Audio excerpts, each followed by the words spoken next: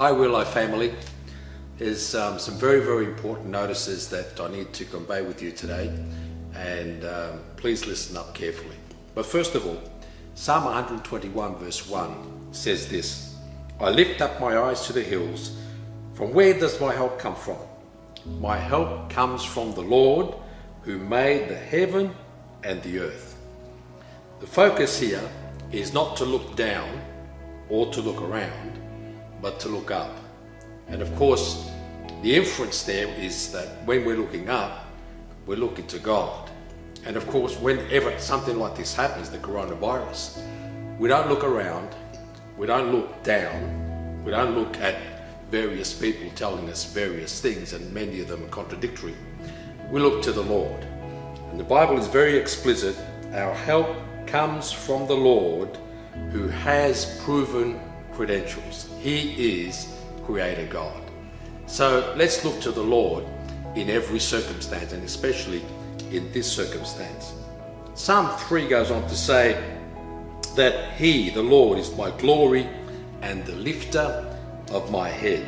Therefore, it continues, I lie down to sleep and I wake up again because the Lord sustains me. So regardless what's happening, you and I are children of God. We belong to the Lord. We can go to sleep at night knowing that the Lord's got it. We can wake up again knowing that the Lord will continue to sustain us. So, with the onset of this coronavirus, it's not a time for fear or a time for panic and worry and insecurity.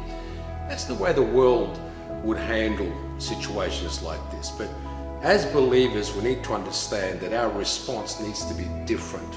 Our response ought to be one of faith, one of security, one of trust, and of course one of rest in God. Now, this morning, the federal government has given out an injunction that bans gatherings of over 100 people. Obviously, that affects our services and many services of churches all around Australia. So, as a leadership, we've met to put together a plan, a contingency for how we're going to handle the future, what's going to happen in the future. And of course, this is going to be evolving. We're going to make some changes. We want to do what's best for our church as a family, corporate, and also what's best for individual families. Our interest is the very best for the church. So to do this, we want to use wisdom, we want to be intelligent about it, we want to go about it the right way, we want to be subject to our authorities, and also be listening to the various medical experts as well. So we want and desire for the church to be praying. Please pray for the leaders, pray for me. These are waters that we've never gone into before. We've never navigated this kind of situation. So we need to look to the Lord for wisdom and guidance. But there's three things that I want you to keep in mind. Firstly, number one, stay faith-filled. Stay faith-filled. Don't fuel fear or panic and that type of thing. Let's be people of faith, people of prayer. Make these things your priority. Pray about things, pray about the church, pray for your family. Pray that these things will not overcome us because we are children of God. We don't have to fear these things. Stand together, stand united in all of this, and be people of faith that we call ourselves. We're people of faith. Okay? First of all, stay faith-filled, faith in God. Secondly, and this is very important, stay connected. I want you to listen very carefully. The devil separates and isolates. And this kind of situation potentially can separate people and isolate people. Now, I understand that there's this social distancing and all that sort of thing in order to reduce the outbreak and the amount of people that are catching this virus. And I understand the logic of that. But let's not go to an extreme where we separate ourselves from our fellow believers, the family of God, and so on. Very dangerous. Don't think separate myself. Don't think isolate myself. It becomes sitting ducks for the devil. Let's not do that. We will be organizing our church around small groups. And of course, our small groups are called connect groups. We're going to organize ourselves around small groups. And what's different is that we're going to be suggesting for people to go to certain small groups in your area so that we can balance the numbers. We don't want 20 going to one group and 5 going to another.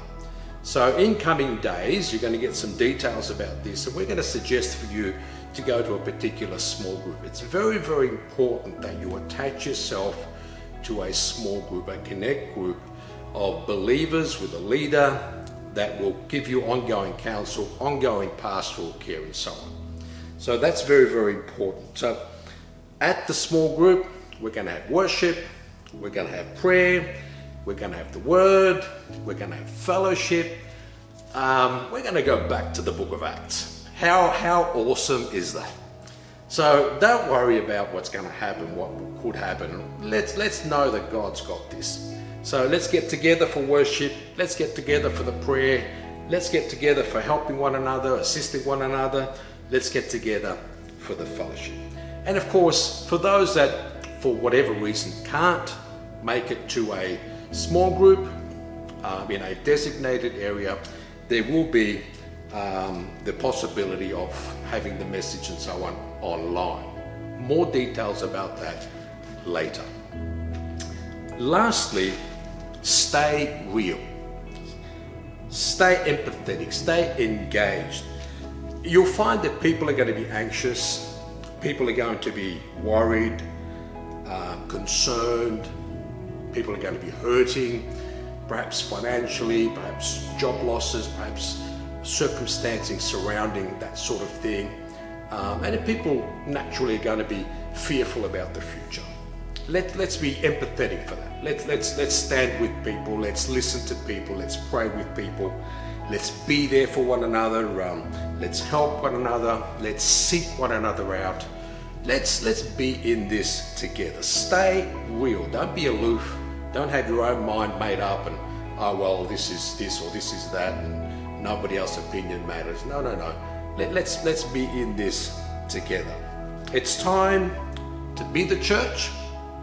It's time to shine in the darkness as the people of God, light in the world, salt in the world. And of course, it's time to step up our faith in the Lord. Stay faith-filled, stay connected, very important, and stay real. Stay tuned for more messages, and God bless you.